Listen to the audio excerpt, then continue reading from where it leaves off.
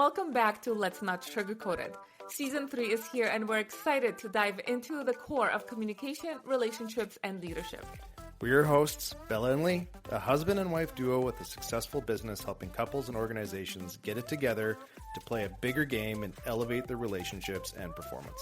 We believe in keeping it real, so each week we'll bring you incredible guests, entrepreneurs sharing their authentic experiences, along with episodes featuring just the two of us tackling the tough topics.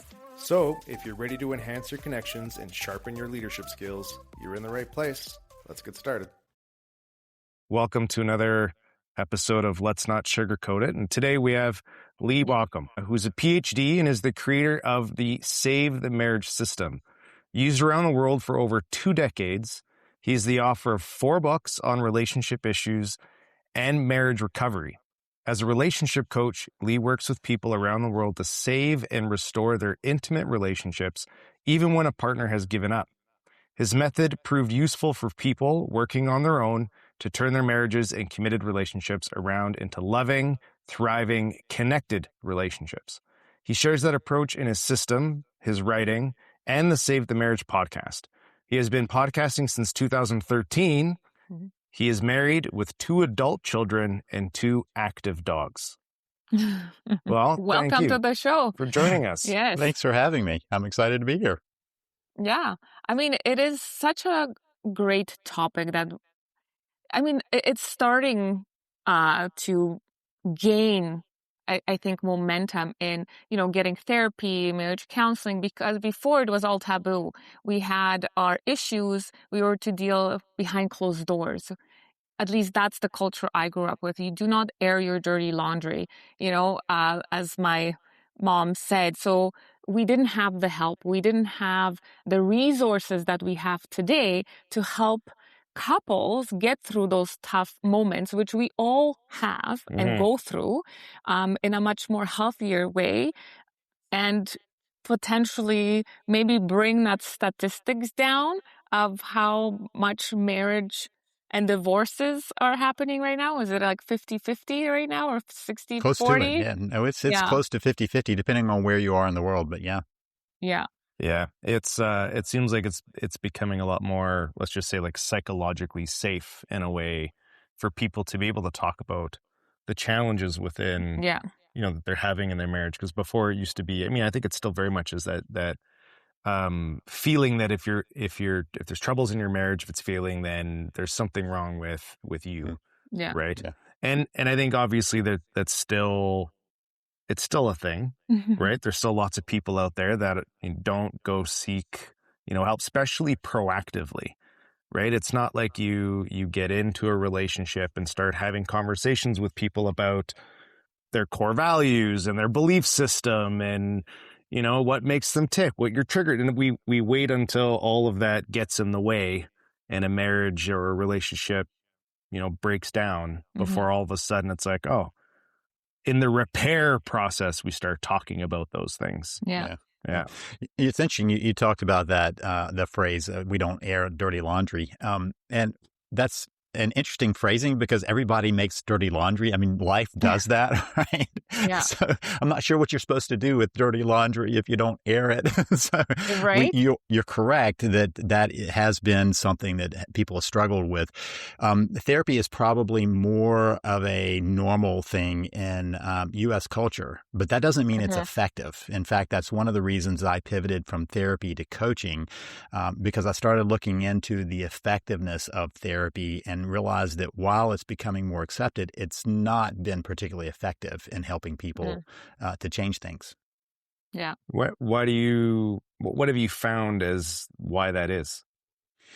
So a couple of reasons. So my training was as a therapist, and I continued to work in an office as a therapist after I had also added on some 3 years of training as a coach, because the coaching allowed me to do some things that therapy just didn't have set up. So a couple of things. One is, now this varies in different places, but in the United States and in lots of other places that are kind of organized the same way, that are licensed therapists, you're licensed as a therapist, not as a particular kind of therapist. So you can be whatever kind of therapist you want to hang your shingle as.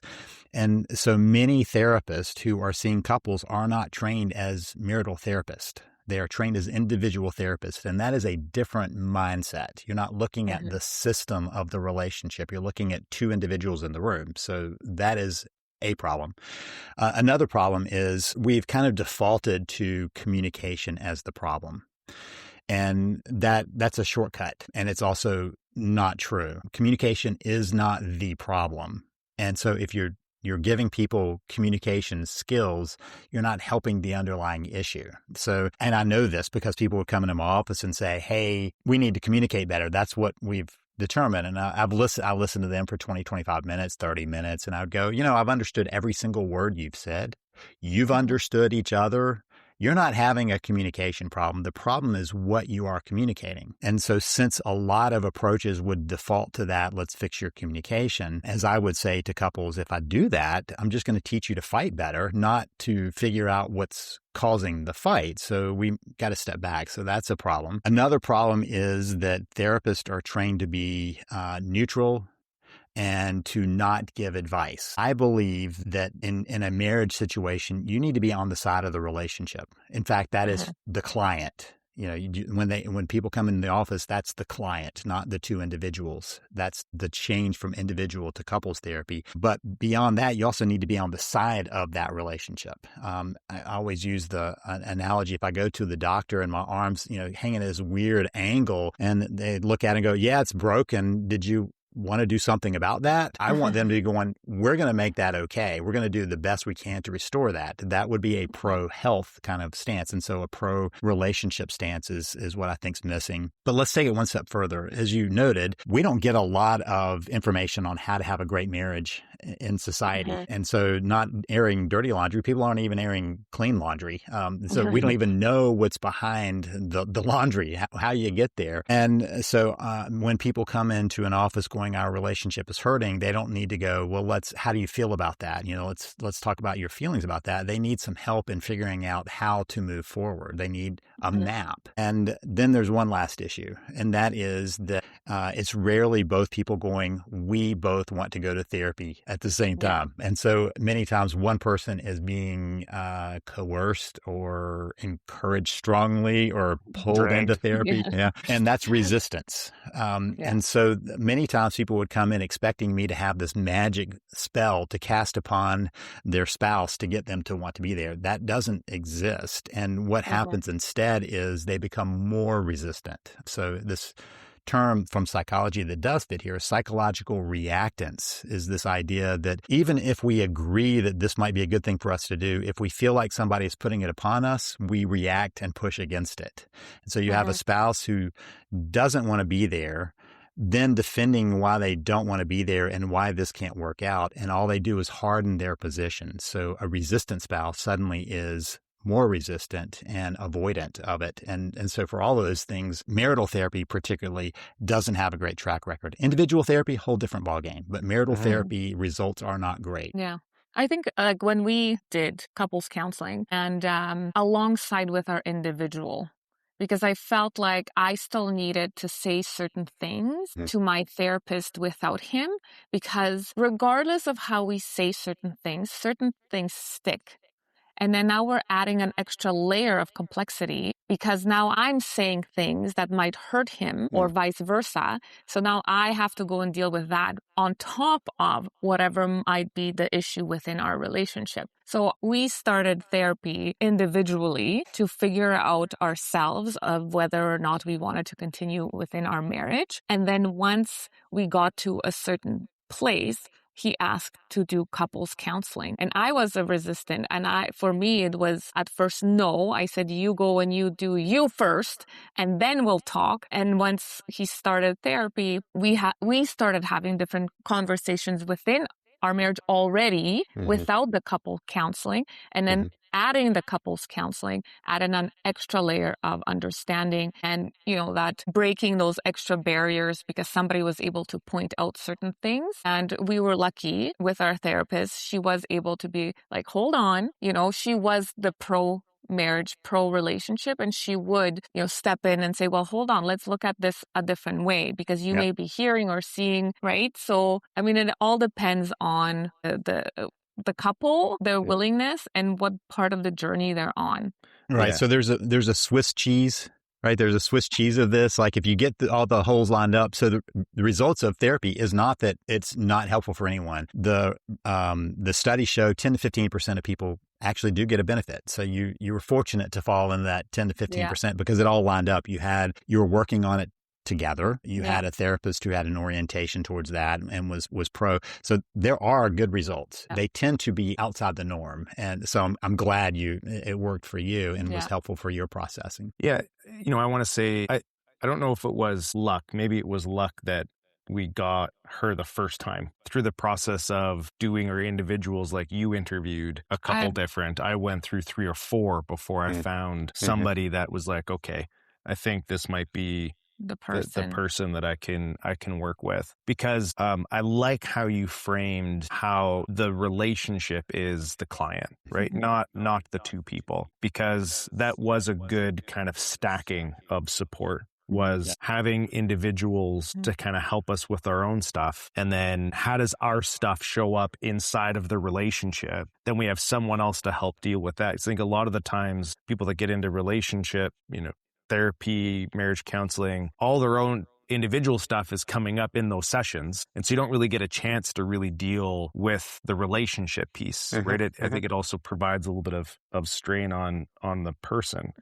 So let's shift now. So we've talked a bit about... Just wait, I have one question because I just want to go back because you said, there's rarely both people want to come and do the therapy. Somebody is being dragged. And I know you talk about that you can save a marriage on your own. Can you dive a little bit into that? Because there's so many controversial sides to that. Some people are like, no, you cannot force. You show up. It doesn't matter if, it's by osmosis. They say that you can rub off your husband and then suddenly they will come and join you in your journey.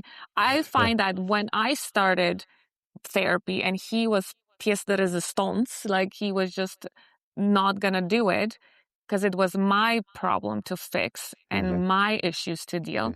I started to grow and then I started seeing his shit, let's just put it there. And I'm like, I'm not gonna put up with that. So then I didn't want to be pushing and I'm like, I'm growing, I'm by myself. So you say that you can. Can you kind of dive a little bit deeper into that? Yeah. So can you ultimately save a marriage just with one person? No. So let's back up. Can you start the process on your own? Absolutely. And so you named a couple of pieces. So let's just kind of dive in a little bit. A lot of times people who are not believing my stance that one person can work on it will say, well, it takes 2 to tango. And my response is, you're already dancing. You started that long ago. So it's not a starting to tango. You're tangoing. It's just that your dance is not going well. And so we've got to figure out what can change in that. And one person can change their dance steps, and that does affect the relationship. So as you were talking about that, Bella, that was your kind of point, that as you began to say, hey, how am I showing up here? What's going on with me? How can I change my piece? That changes how you show up. Now, you were very clear that it wasn't entirely you, and that's an important fact. I'm not suggesting that the person who starts the process is the one who's at fault for the relationship. Both people are responsible for what's going on in the relationship, and we can even talk about where that starts, because I think there's a subconscious, not intentional at all point when things begin to shift in a relationship. And it's both people doing that. So one person choosing to be responsible, when I bring up that word, which you pointed to it, people will say, oh, so you're saying one person's at blame. Blame and responsibility are not the same thing. I consider it like if you're in a house and the house is on fire, you're not going to be walking around going, whose fault is this? You're going to be going, how do we get out? That's the responsibility, right? I'm going to take responsibility for getting us out. Sometime else you can think about what caused that. It just, in the moment of the crisis, the more important thing is how do we recover from this? And one person can start that process. I don't believe it's necessarily osmosis as much as changing the system. And so when you change your dance steps, it changes how the other person does that. It looks like osmosis because if you're showing up differently, it changes the system. And so it's not that the person catches something there as much as they're not able to operate the way they have been. And so the system has to change. It has to shift. Back to math class. I'm not a mathematician, but back to math class. I remember in algebra with an equation, if you do something on one side, it changes the other side. This is the same kind of thing. If you do one thing, the other person, that other part of the equation does shift. Mm-hmm. Yeah, it's interesting too because like actually I didn't start because of our marriage. I started therapy because my dad passed away suddenly and there was a lot of trauma in our house. And then it just kind of led into that. And we were just like, whoa, okay, things need to shift because again, you don't know and you don't see what you bring into a relationship until you start having that outside person, digging those parts up from your childhood, from your past.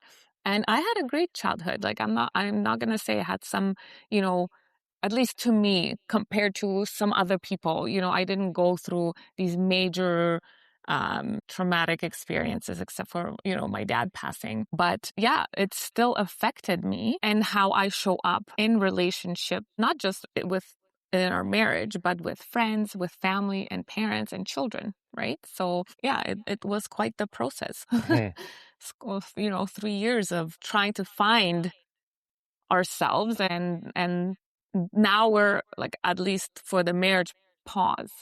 Because I also believe that you can't always be healing and there's also time for play and integration of all the things that you learned, because it is change and change takes time.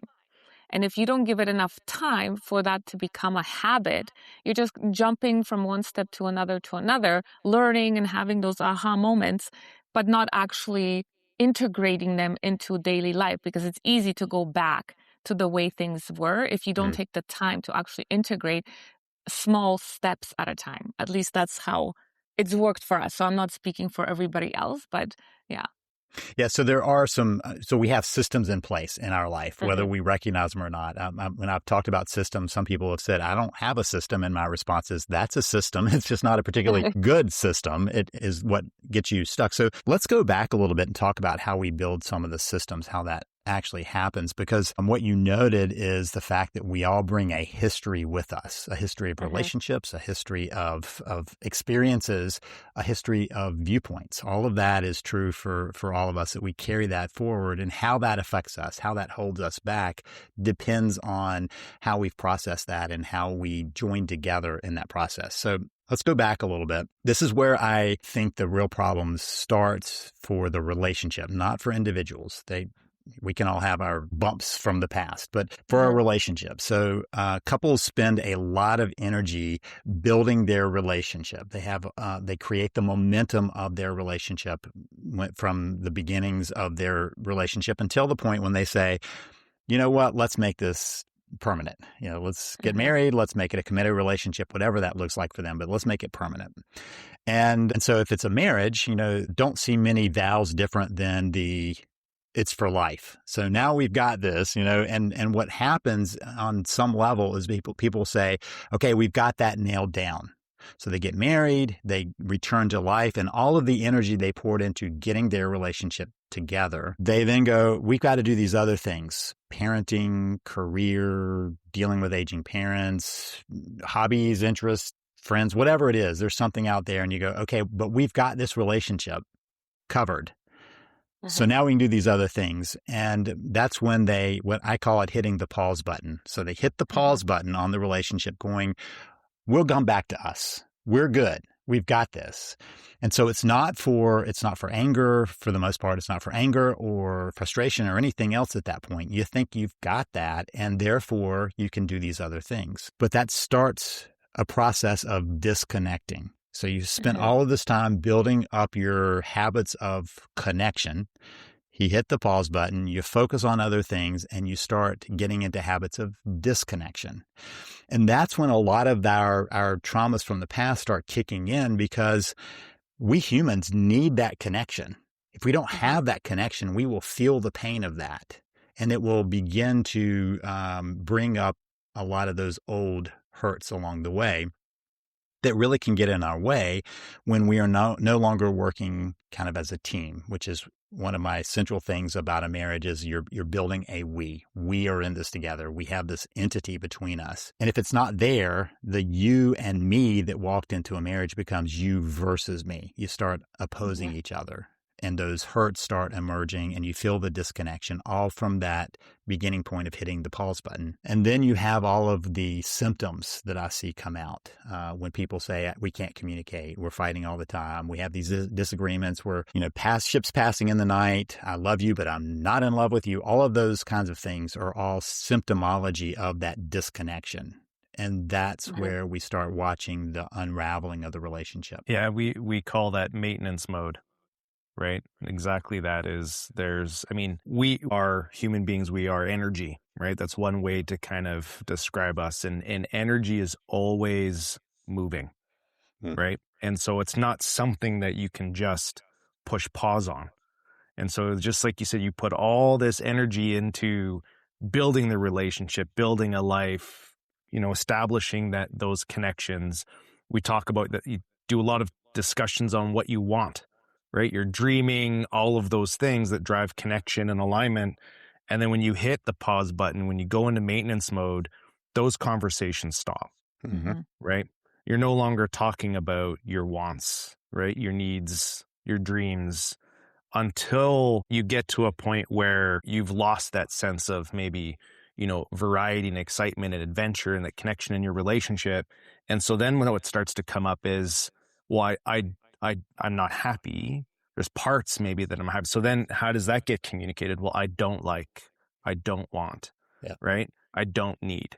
And so what brought in that connection was the things you want and need. And now what you get to a point is you're talking about those don't wants, don't needs, which start to drive that disconnection. Yeah. Because you're focusing on the negative, the lack versus asking for what it is that you need and listening within the relationship. And like I said, what we say is we're on the same team. When you go into a relationship, think of yourselves as teammates on the same court, playing for the same team. So if I'm winning, he's winning. If he's losing, I'm losing. So when you go into that, the way you communicate, the way you make decisions, the way you show up for each other is much different. That was a huge thing for us, is to be, it's not me versus you. It's okay, we're in this together. Yeah.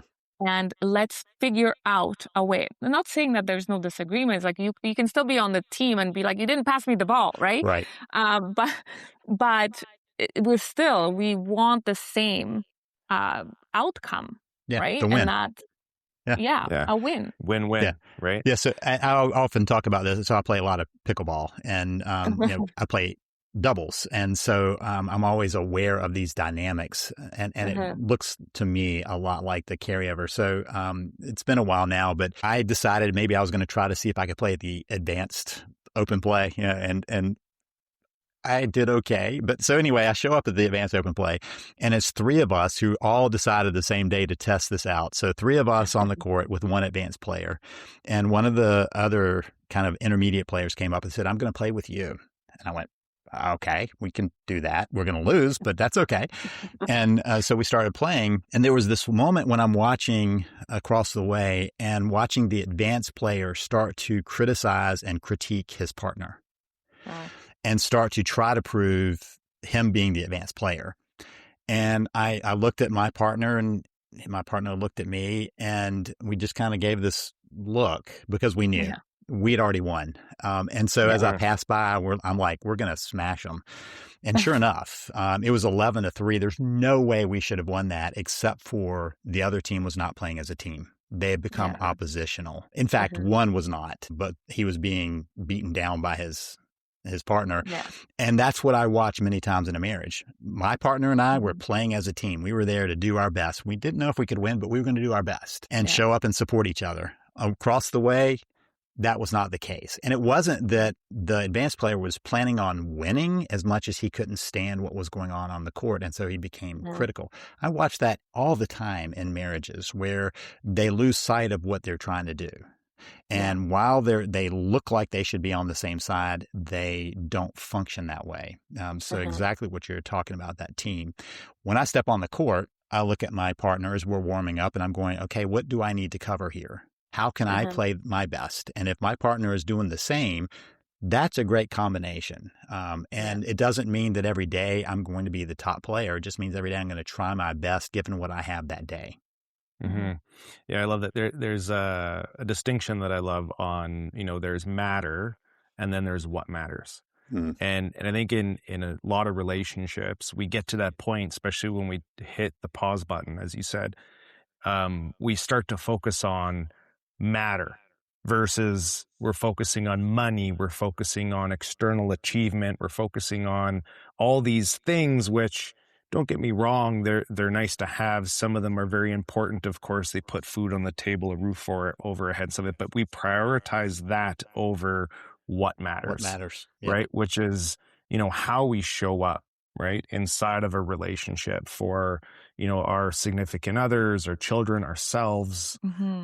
Focus on like what are good, characteristics and traits that I need to have, especially when there's conflict, especially when things are not going the way that I would like them to have. Because we can all be the best versions of ourselves when everything's going according to plan.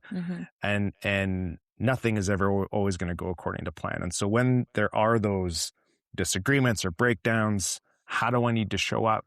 It's less about the result of what comes out of this as an achievement standpoint, as winning, whatever that looks like, but we can reframe it as winning where it's like, hey, maybe it's just in this moment, reminding my partner that we're on the same team. I got you, right?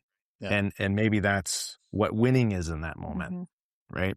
And so when you've got couples coming to you and you kind of see them in this stage where maybe they've tried therapy, couples counseling, and it's just they're not in that 15 to 20% where they're getting some type of results. They're frustrated, maybe ready to give up now because they thought they've tried everything. What are some, strategies that they can use or some things that you can give them listening to this podcast that, they can walk away with some hope that there's something else? Yeah. For maybe with rare exception, when people come to me, this isn't their first attempt to change, right? And what's happened is that they will make some change. And this is something you talked about earlier. You start trying to make some changes and then you drift back to the old patterns, right? And so the spouse has become more and more committed to the belief that nothing can change and less hopeful in the possibility of change. So that is a matter of consistency. What I often watch people do is proclaim to their spouse that this time is different. And their spouse is going, I've heard this before, right? I don't believe you. And so my suggestion is first, you don't announce that you are going to be different this time. You actually do it. You find some ways of being consistent and invitational in the connection. So a big mistake people do is they drop into chasing their spouse. So my puppy dog is beside me sleeping, and if she's in our backyard and I want her to come in and she won't come in, and so I try to go get her, she'll run from me. I'm chasing her and she thinks it's a game. This is not a game in marriage, but it's still the same tendency of the faster I go, the faster she's going to run away. And so then I have to be invitational to her, like a treat is more invitational than me chasing after her, right? Or offering to scratch her. So if I'm chasing her, she's spacing. So chaser spacer is the dynamic that is disruptive to the relationship. When somebody is like, I don't think this is possible, they're going to space. So you got to pace. The pacer is the important thing. And so being invitational is an important piece. What I don't suggest is people do things like date night or romantic getaways or encounter weekends for their marriage or these big things that require a lot of connection, that when a couple has connection, are great. But when you are in that disconnected world, are disruptive. They just can't handle that much connection. So let's take it for a different approach. Date night sets up as you got to get dressed up. We're going to go do these things and we've got to, somehow communicate together. And so then the next week, the excuse is, oh, that was a little expensive. Let's not do that. And in reality, that was uncomfortable. Let's not do that. As opposed to, hey, I heard there's a new restaurant up the way that has really good sandwiches. I was thinking of doing that for lunch. Would you like to go with me? That's an invitation, right? It's not a date night. There's an external reason for it. And it's an invitation. The person can say yes or no. If they say yes, you go have a light meal and build a little bit of connection. And that's the point. You're building little bits of connection. It's the treat in the hand, the little bit feels good. Because we as humans need that connection. When we get those little tastes of connection, it allows us to have more room for a bigger appetite for that connection. So we're trying to build that. But even if they say no, there's still a remnant of connection attached to that. If I have a friend who says, hey, would you like to go get a cup of coffee? And I'm in the middle of something, I'll go, oh, I wish I could, but I can't. I'm still going, wow, that was really nice to be included. I got invited to play pickleball this Friday morning and I can't do it. I'm going to be out of town. But I was sitting there going, wow, that was really nice of him to invite me. And so there's still those elements of it just in making the invitation. Yeah. So that would be an example of being that invitational. Yeah, I like that example because it also connection for some. I was one of them that really believed that a healthy relationship, a healthy marriage can be measured by the absence of conflict. Right. I grew up witnessing a relationship that had a lot of unhealthy, toxic conflict. And so my relationship to it was, there should be, no arguing, no nothing. But what that does is there's a lot of connection that can occur in how you work through, difficult conversations and conflict together. Arguably, maybe it is the biggest opportunity for deep connection because it's in those moments when you're willing to be not just understood, but maybe misunderstood. Right? When you're open to the fact that, okay, you know what, maybe I might be wrong here, but it's actually not about right or wrong. Yeah. You're creating that vulnerability, and it's through that vulnerability that you can get trust. And so although date nights and movie nights and all those things can be great, I think when you get to a point where a relationship is not really progressing, that connection is not there like it used to be, it's usually because you're not talking about the stuff that matters. Yeah. Right. And so there's probably a lot of discomfort, right? So there's going to have to be some uncomfortable dialogue and conversation. And you know what? Going out to a fancy restaurant when you're all dressed up doesn't set the stage for having those conversations that matter to bring you back into that connected state. And so, what are some, I guess, how would you help people kind of set the environment, set the stage for a couple to start having those conversations?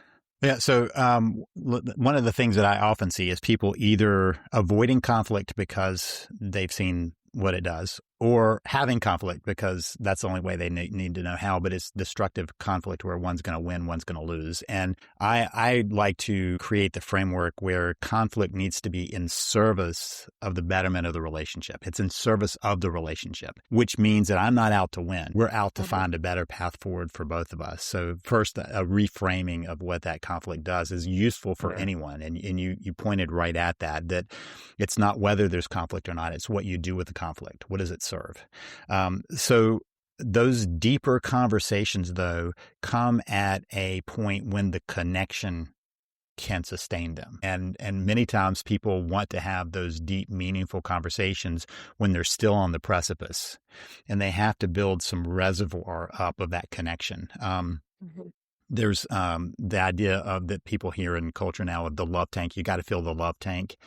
And that's a useful kind of thing of, have I put in enough at this point to have the connection, to have that conversation?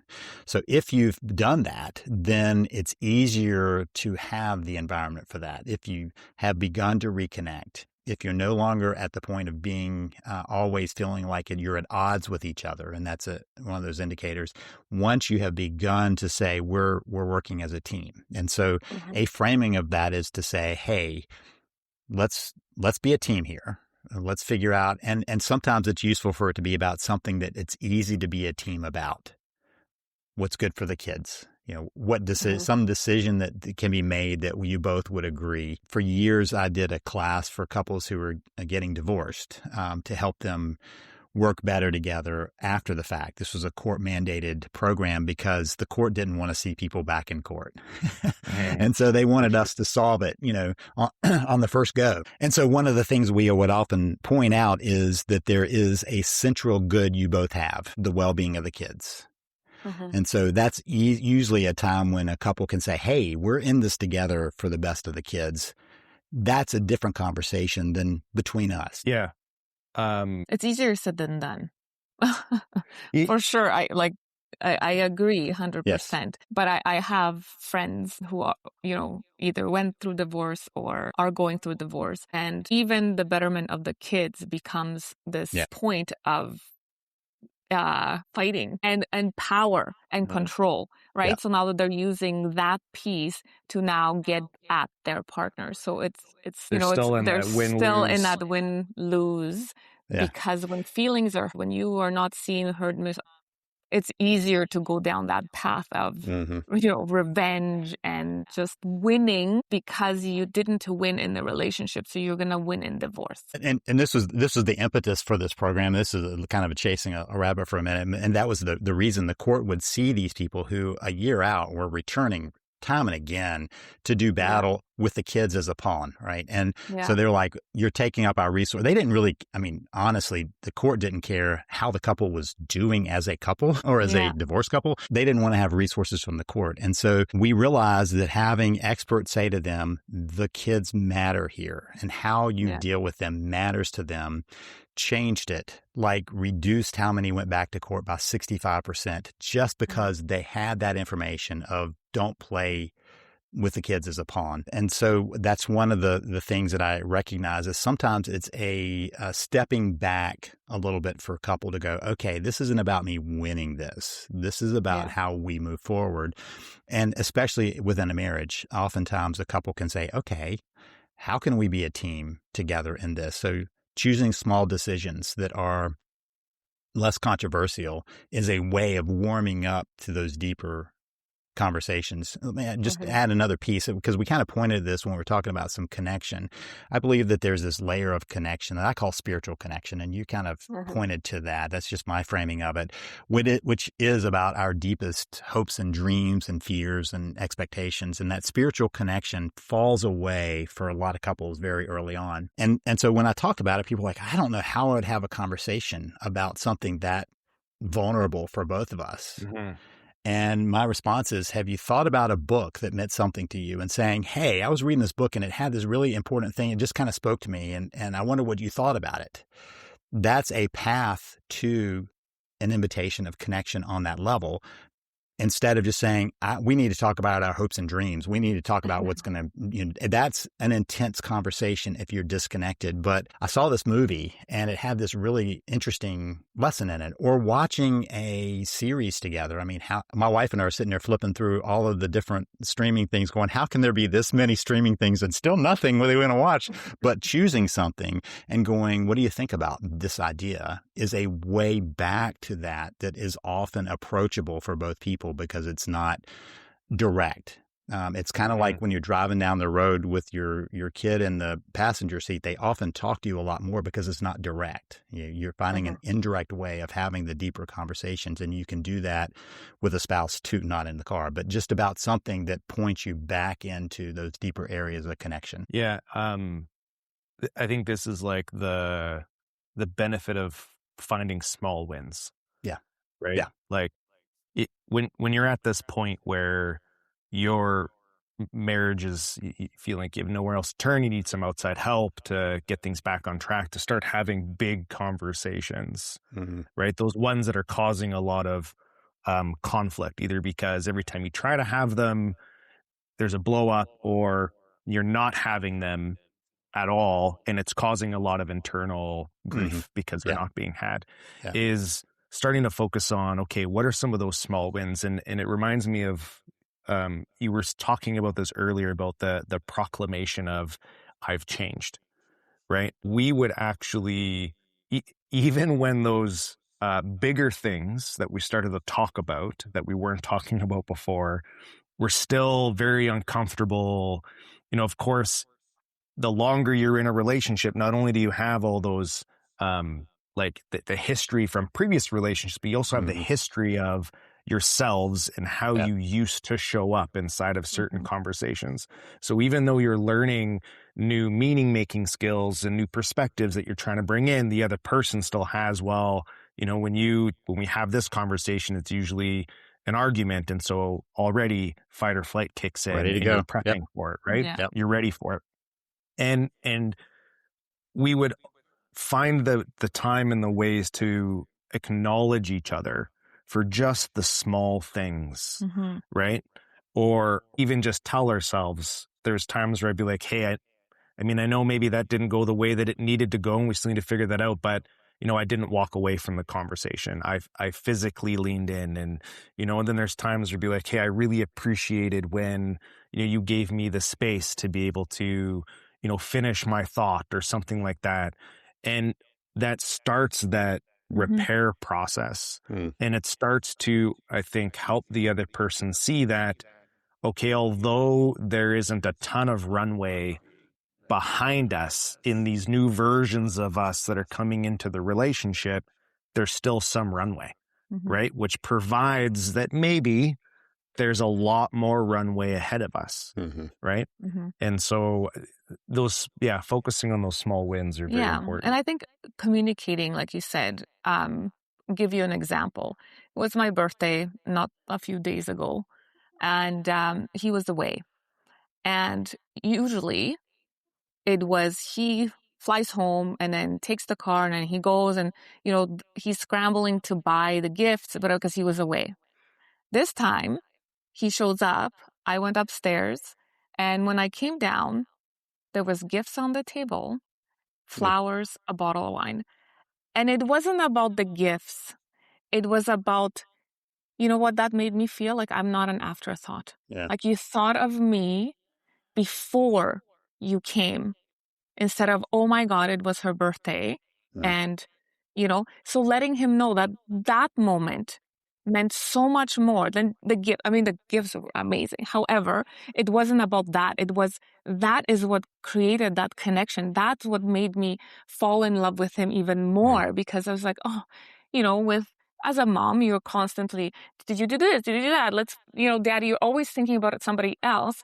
And in our family, I always felt like I had to prompt everybody, like, what are you doing for Mother's Day? Because I was that glue. I was that nucleus that was managing all those relationships for everyone. But at some point, it's like, well, nobody's actually thinking of me, right? So in that moment, that's what mattered to me most, not the gift. It was that moment where someone was thinking of me prior to.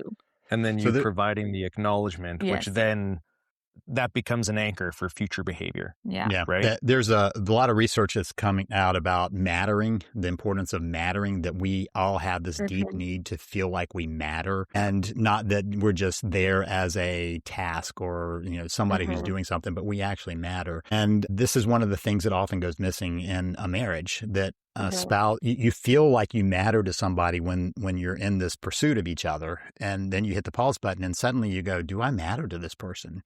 And your example is just that you went down, saw that, and knew that you mattered. It wasn't a, do I matter? It was, oh gosh, I matter, because you put in the effort. That's such an important thing. I think that one of the it's not a shortcut, but it's a hack to keep in mind of, am I providing something that makes my spouse know they matter to me? Not think they matter to me. Do they know they matter to me? And how am I expressing that? As a beginning, we talked about the runway. That's part of building that runway. As you're going, you're building the runway by making sure they matter and they know that. Yeah.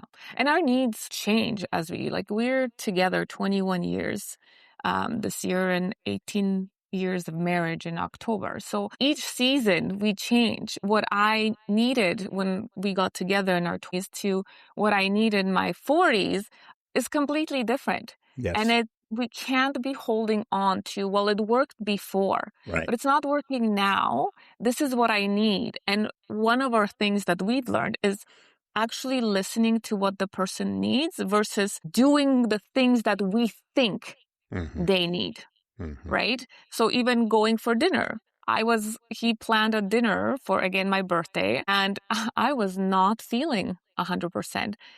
But I was gonna go for the birthday because he planned it. He noticed when we were shopping, he's like, babe, are you feeling okay? And I'm like, yeah, I'm okay. He's like, we do not need to go to dinner. Like I can cancel this. You tell me. And he didn't take it as, oh, I planned this dinner date. I, wanted to take you out, but now you're not feeling. We literally went to Costco. He made steaks and he did everything. He cooked. And again, I think I'm like, you know what? This is exactly what I needed. Thank you for not making me feel bad for not feeling well. I wasn't not sick. We went out the night before and I had a little too much wine. So the wine does not sit the same in their 40s that it does in 20s. So, but he recognized that because he knows me. He's paying attention to my state. And he's like, no, I want to make sure you're okay today. And I will not force you to go out. I will make you as comfortable because I want you to feel good. Yeah, As best as you. So it's attending to where you are as opposed to taking it personally that your plans that you had put in place didn't come through. And that is that attending, which also reinforces the fact that you matter, not what your agenda is, but that there's a mattering there. Yeah. So it shifted. Our relationship has never been so strong as it was, but we had to go through a major breakdown to have those breakthroughs. Could we have avoided it? Maybe, like if we started, but we didn't have the tools back then. Yeah. We were just going on what we thought a good relationship should be based on the examples we had from our parents' childhood, right? You look and you say certain things. Oh, I love what my parents were doing here, but I will never be like this. And so that's how you structure how you show up in relationship. Yeah. But it's not necessarily always the best and the right way for your partner. Yeah, on automatic, we generally do either what we were taught and saw, or the exact opposite of that, and usually neither one of those put us in a healthy spot. So it's interesting. So one of my big interests is how people thrive in life. What do they do to grow beyond? So resilience means that something knocks you down and you get back to kind of ground level. And my question was always, well, how do you exceed that? Like what allows you to thrive beyond where you were? And you pointed to it, that something happened. Did it have to happen? I don't know, maybe not. But what you took from that was, let's learn from this and grow beyond where we were. There are times when people just steadily keep learning, and so they don't have to have the bump. But many of us have the bumps. That's what life delivers to us. And the question is, do we learn from that? Do we decide not to just be where we were, but to actually climb above that to a higher level of thriving in spite of what bumps come our way or what knocks come our way or what big crises come our way? Those are learning experiences.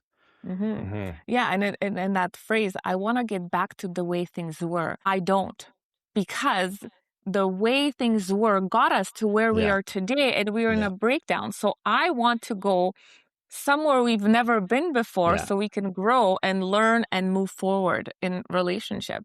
Yeah, that's my constant thing. People come to me and say, if we could just get back to where we were 3 years ago. And I'm like, no, 3 years ago led to here. So we need to be at a different place. It's not back there. It's somewhere forward to something new. Yeah. And I think it's important too to give each other time when you're started. Like, it's not going to happen overnight. A lot of people think, oh, I went to therapy 3 times. We should be here. There's no should be, because we do not know how we will react, how we will process, what will come up to deal with. Yeah. And we just need to give each other that space and support to take as much time as needed for someone to heal. right? Because that was a big one, for us. I never wanted to hear the words, this was so long ago. Why are you still bringing it up? Because obviously there's something there Still for there. me that I haven't worked through. And by shutting that down, I'm just saving it for a later date Yes. to bring it up, right? If you don't deal with it, it will. It's like what you resist persists. Yeah. Right? Yeah. So, yeah, just giving that time and space. And really, if you are on the same team, you want your teammate to win, you're going to sit through those uncomfortable moments as many times as needed to move forward so that person can heal.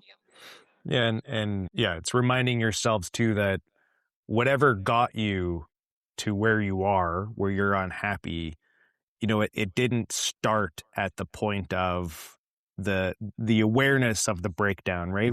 Credit card maxed out or whatever it is. It happened long before, right? Yep. The habits, You're watching the symptoms. behavior. That's right. And so because it was actually a long time building until the actual breaking point occurred, it means that you need to be committed to the journey of getting back. And I love that you are committed to couples being on that journey and getting back to not where they were, but to a much better, stronger, healthier place than, maybe they didn't even imagine was possible. Right. Yeah. Yeah. Yeah. That's exactly what we do when we're working with couples. We don't want you to go back. We want you to move forward. Yeah. Yes, there's things you need to deal from the past, but the past is the past. Let's focus on the things that you want right now versus the things that you don't.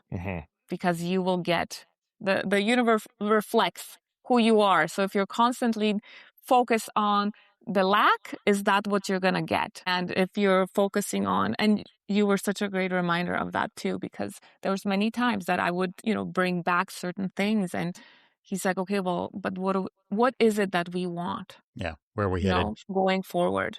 So yeah, thank you for that. Thank you too. So, and thank you, Lee, for spending this time with us. Yeah, thank you.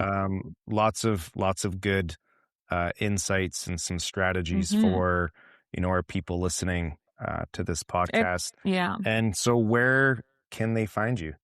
So we just kind of pointed to the fact that people need a new map, and there are actually two paths, two maps that might be important. One is if you're already at the point where your marriage just is truly in crisis, and you're at the point of going, I'm not sure we can continue.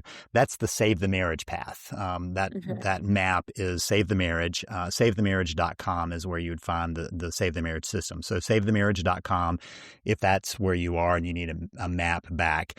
But a lot of people are chronically at that point. They've hit the pause button and they don't know how to unpause. And that is why I created the Unpause app, because an app can actually remind you of how you can create a different system. So unpauseyourmarriage.com, unpauseyourmarriage.com, because that's what we're trying to do, get the unpause button, is for the app. And that's for people who realize that they can't, the chronic path will end up being a crisis path. And so how do you get off that is to unpause your marriage. So unpauseyourmarriage.com if you find yourself at a stuck point in that pause button marriage. Okay, awesome. Amazing.